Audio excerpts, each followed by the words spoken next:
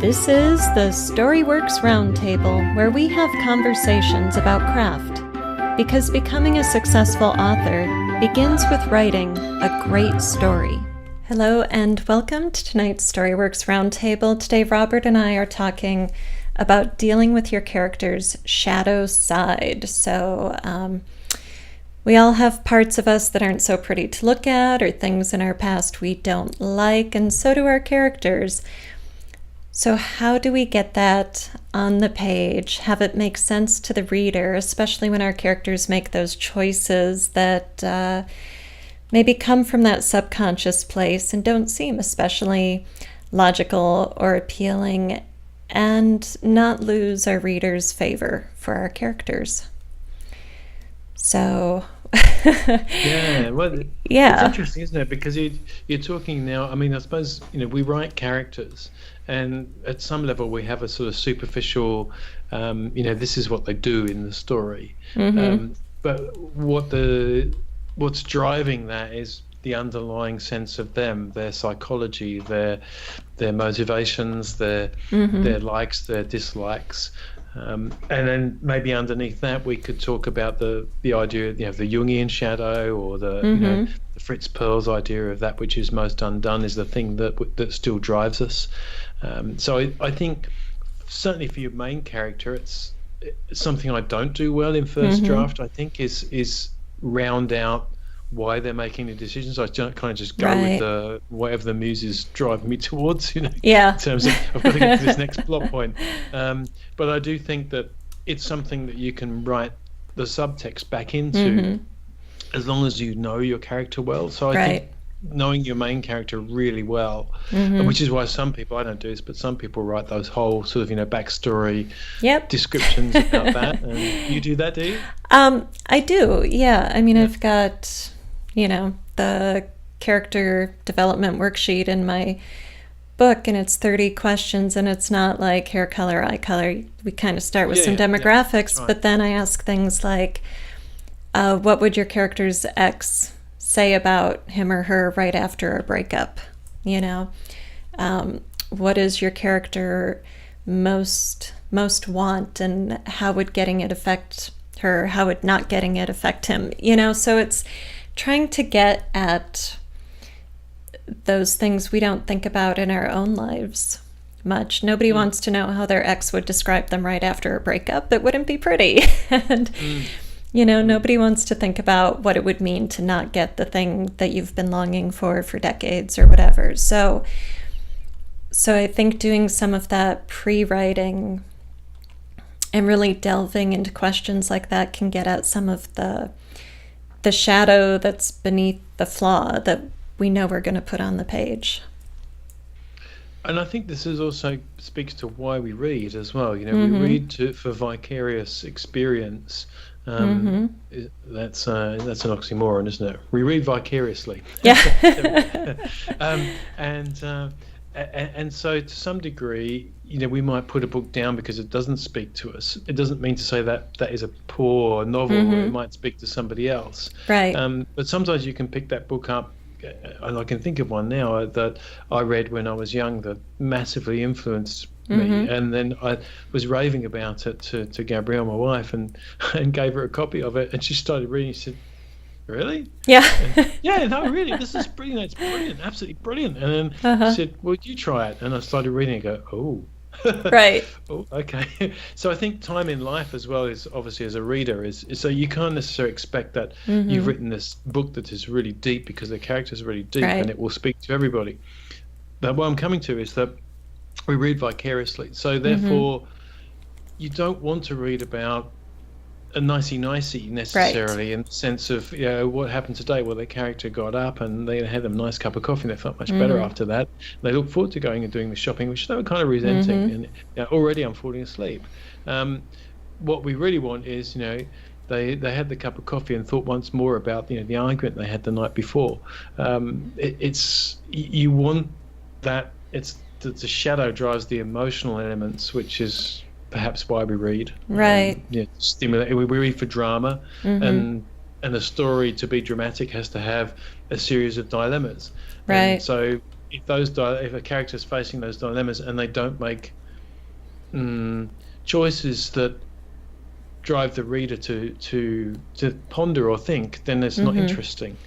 So how do you make those choices then that are not just stupid choices? So oh, that character would never have done that. That was just dumb. They, why did they get in that car with a stranger that they never knew? That doesn't make any sense. I'm just going to put this story down. Whereas if you'd previously shown that they had a shadow side that drew them to danger, or that or there was something that was unresolved, or they had, mother issues, or then stupid decisions, or so-called stupid decisions, make sense, right? And they thrill you more. So I think that's deft writing, and I think we're talking about depth of character and discovering that depth through the backstory and history of the character. Since you brought up Jung, do you want to define shadow for us? I don't know that I can. I suppose it's probably everything that we're not aware of, in the broadest sense.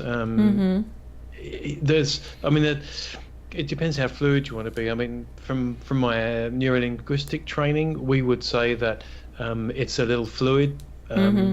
It's that which you're not aware of at the time. So anything that's unconscious could become conscious. Whereas I think Jung was very, very, very much more split about, we have the conscious self and we have the unconscious or subconscious, or whatever you want to, and then you've got the the id behind that, maybe, or superconscious collective. And so the shadow side is parts of us that are not played out specifically through conscious decisions, or if you go further, and although the model is a bit discredited, Myers-Briggs is quite a nice way of looking at it, where, let's say, if you're a strong extrovert, then your shadow could be thinking or feeling, for example. And so you might find that you're a very expressive, emotional person, but logic comes hard. And so Myers-Briggs can be, because you've got 16 character types there, you can kind of divvy it up and use that as a guideline for somebody where what part of them is repressed. And so if you think about shadow as the repressed part that can drive decisions because it's not getting a voice, then that's probably the way I would look at it. Yeah, I like that. What about you? I think you just did a great job of defining it, that repressed or suppressed piece of the consciousness that doesn't have a voice, and so it drives choices without the character's awareness. Yeah. I like that. But now this is interesting as writers, because we have to be aware of our character's shadow side in order to craft those choices, and to do it in such a way that it will make sense to the reader, as you were pointing out, even if it is unconscious to the character. So the character might not be able to explain that choice, but it has to ring true to the reader on some level, or they'll stop believing your character, stop reading your book. So do you delve into your protagonist's shadow side when you start writing? I have been more recently. I've been doing it more specifically around what their internal arc is likely to be, because I find that seems to draw me towards it, because then I'm looking at why, what is it they're going to, how is this story going to change them, and why has it changed them? And it's probably easier to look at that if it's not a conscious thing that the character themselves is after. So if the character is wants to lose weight, and in the story they lose weight, right. But if the characters can, if the character struggles to find love, and then some part of them has a realization, and at the end they find love in an unexpected way, then that's a completely different story, I think. And yet that could be perfectly well reflected in self-image. So consciously the character sees themselves differently, but internally something has shifted.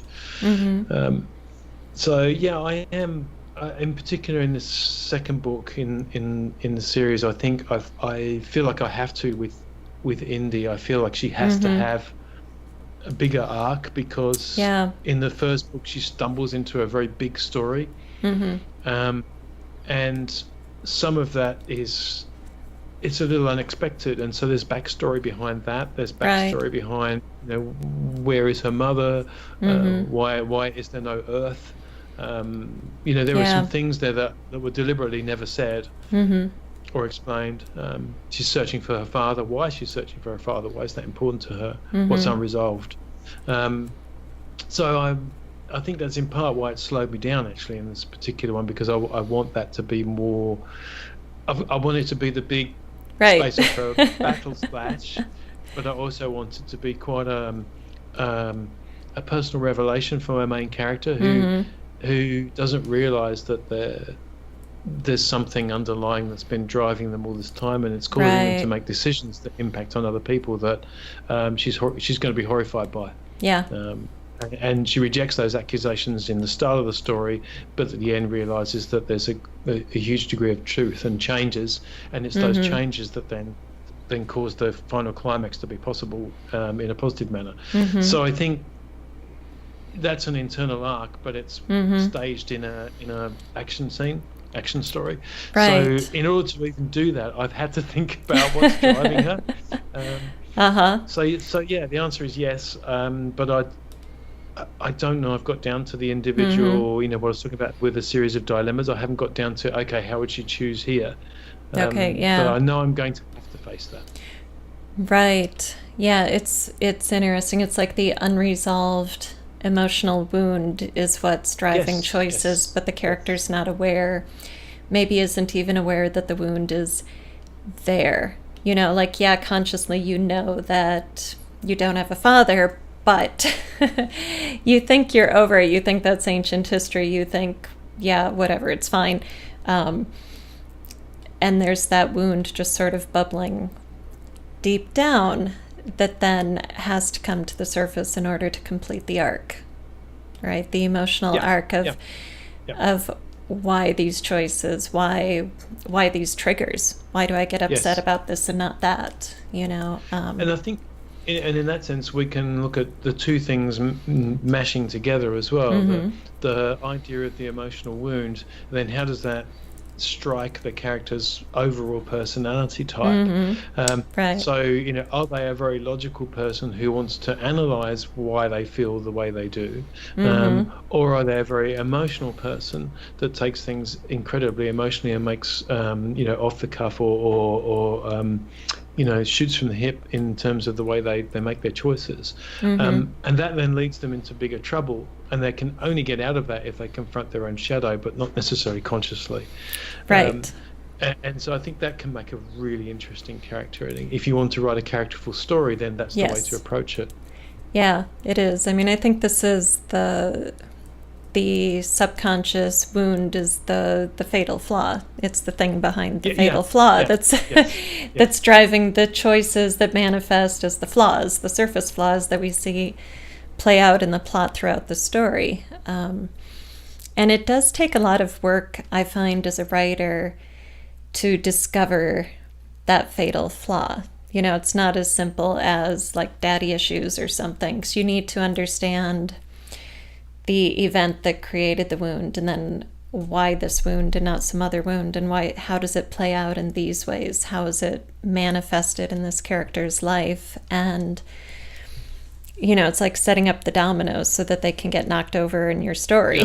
yeah, yeah, yeah. Without being heavy-handed in the writing, Right. saying, Right. if I said, Indy thinks back to all the times when her mother slapped her for playing with bricks. Uh-huh. It's just you'll Yeah. read it and you go, yeah, whatever. So it is. Right. I do think we are talking about relatively complex skills that develop over time. I think you get better Mm-hmm. at it, Mm-hmm. and that's probably why creative writing prompts are handy. Mm-hmm. I don't journal, but I know people journal to Right. get to that part of the character. Mm-hmm. So we're talking about being expressive in very human ways. Right.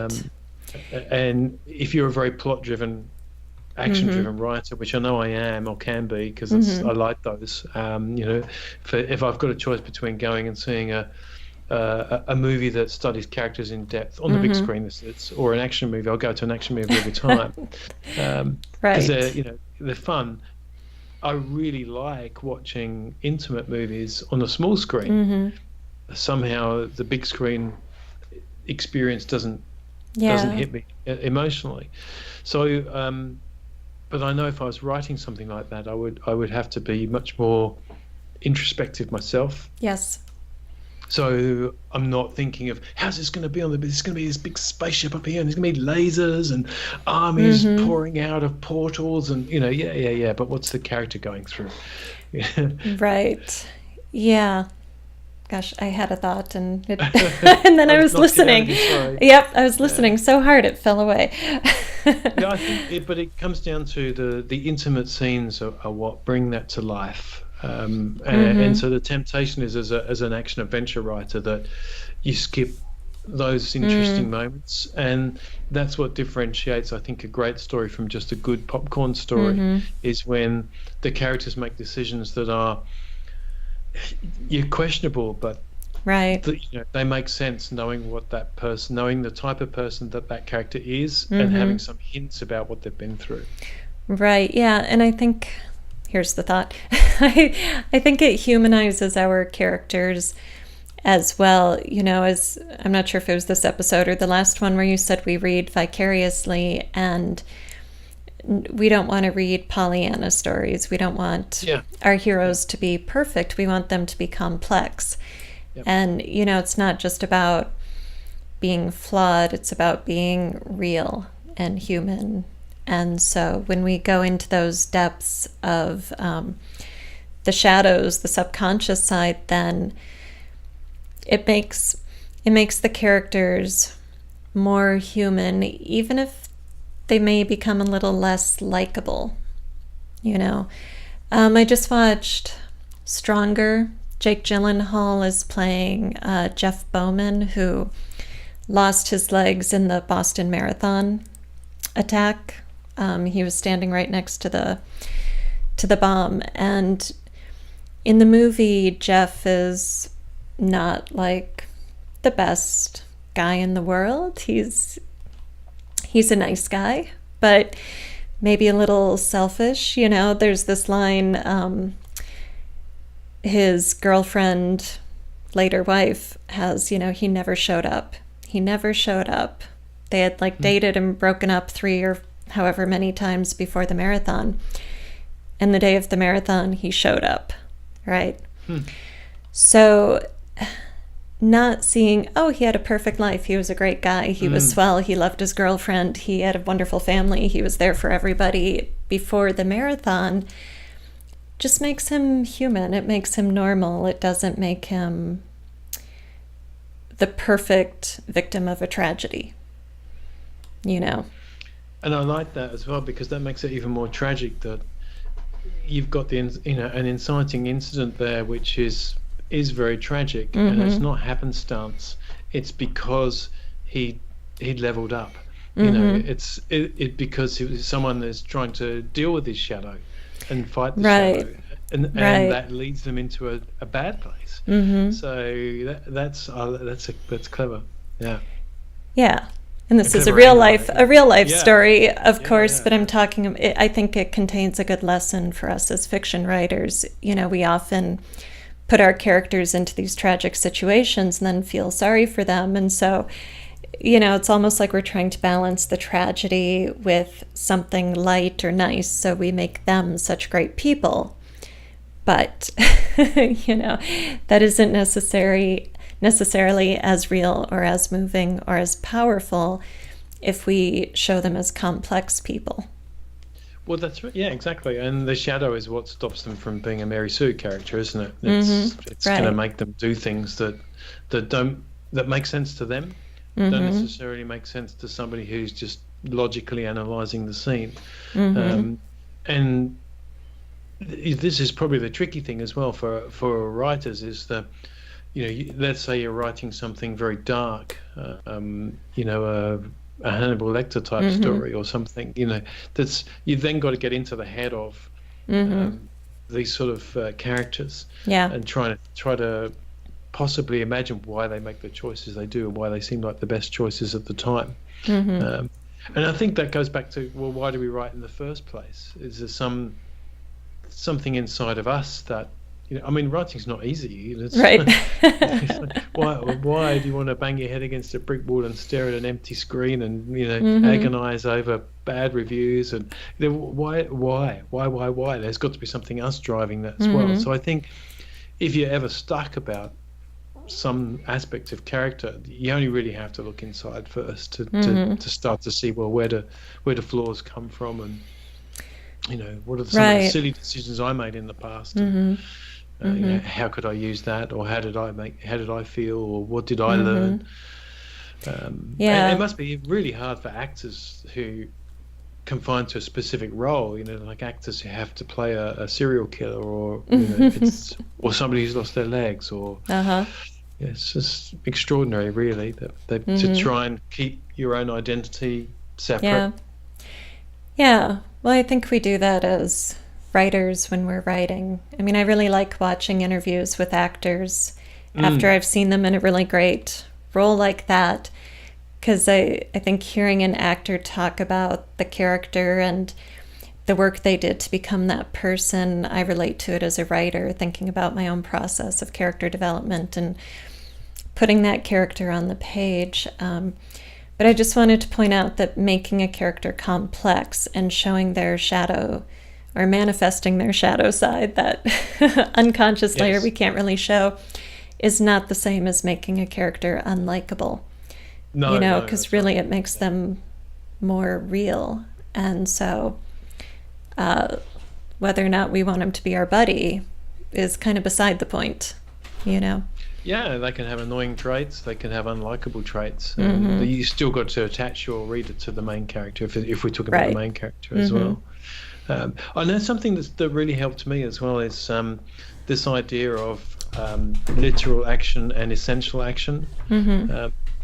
And I hadn't come across it until quite recently, but it's obviously well known in acting circles as well, because there's a whole thesaurus of verbs that you can use to try and understand the essential action. And because again, as I'll speak from an action adventure point of view, you're often writing literal action.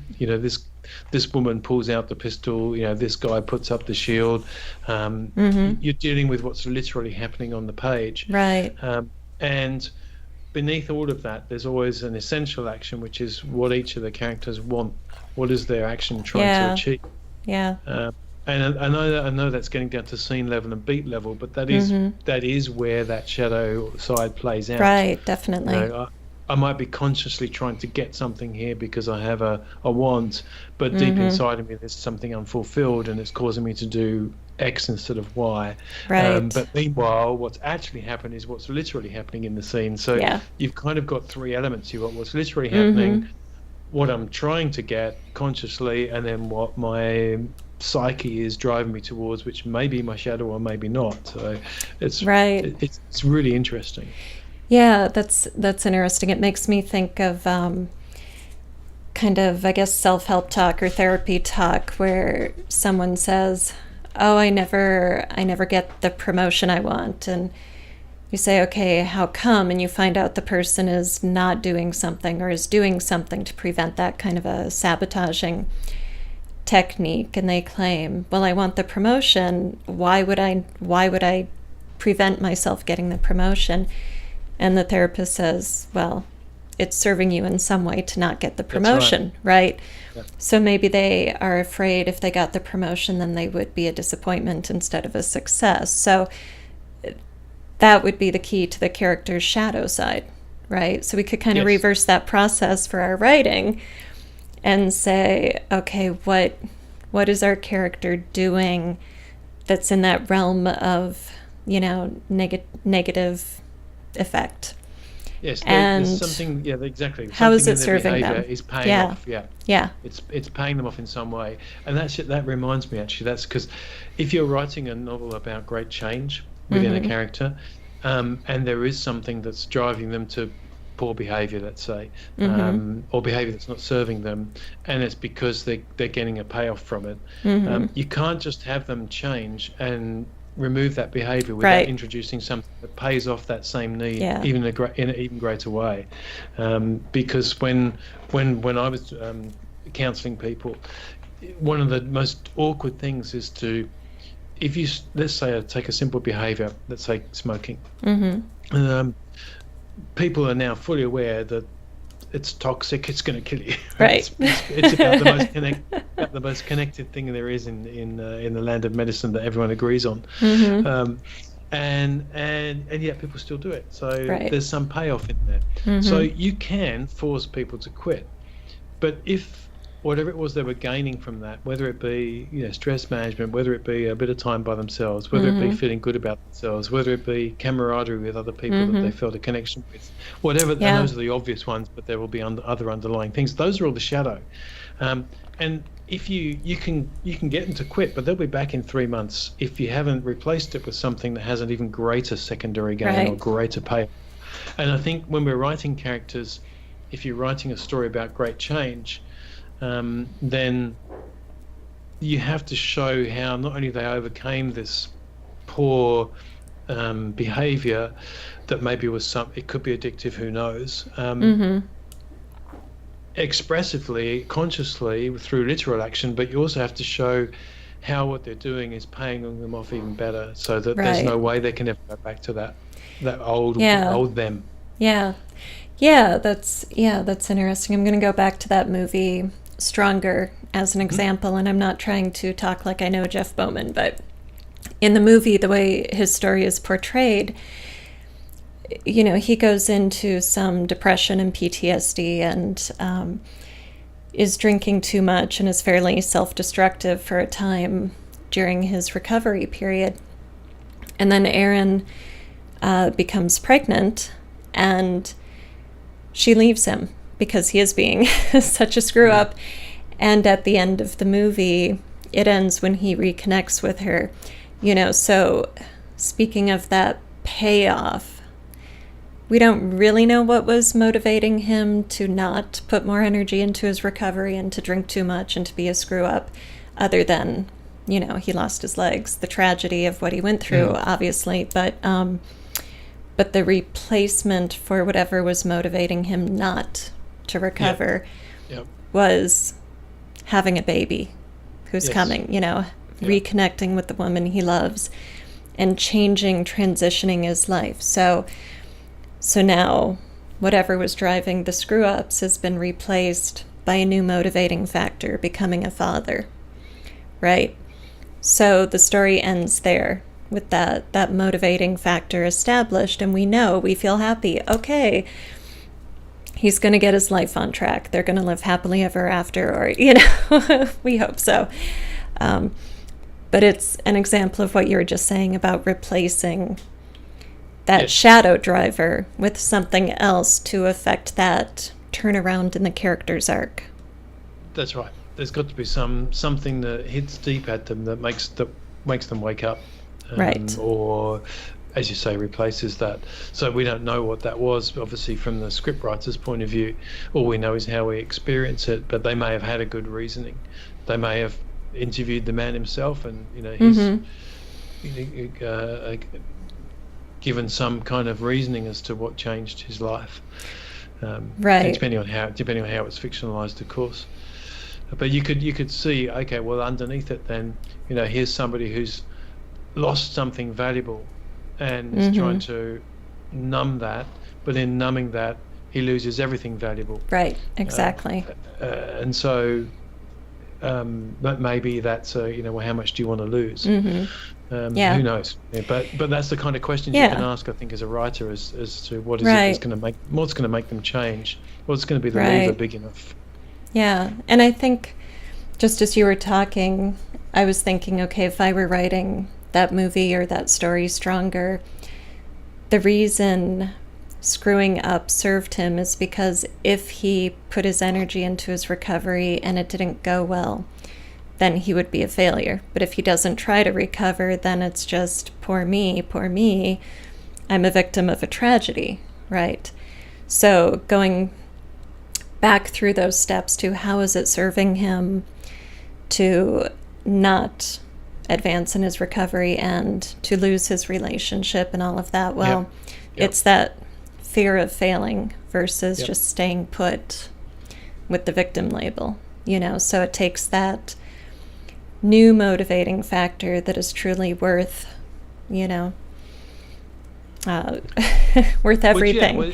To replace that. Whatever you choose to do that, we're all suggesting there's some underlying motivation that is not available consciously to the character. Right, exactly. And I think that's what we're trying to say is otherwise, if you don't consider that, you end up with the guy kind of rocking up one day in his wheelchair and saying, "Oh, I just realised I was being an idiot." Right. It's right. It's flat. It doesn't. Yeah, it falls flat because whereas if you want, he could deliver the same line. Right. If you'd shown the struggle with the shadow self, perhaps. Right. Conceivably. Maybe not, but I think it's the whole. We do it vicariously, and so therefore, if the vicarious nature is superficial, then it won't feel as strong to us as a reader. Definitely. Yeah, I think that's a good note to end on. Do you have any final thoughts about the shadow side that you want to share with us? No, other than I don't have one, of course. No, of course not. Well, we can tell by the halo hovering above your head. Right. Thank you for listening to the Storyworks Roundtable. Find all our shows, show notes, and videos at storyworkspodcast.com.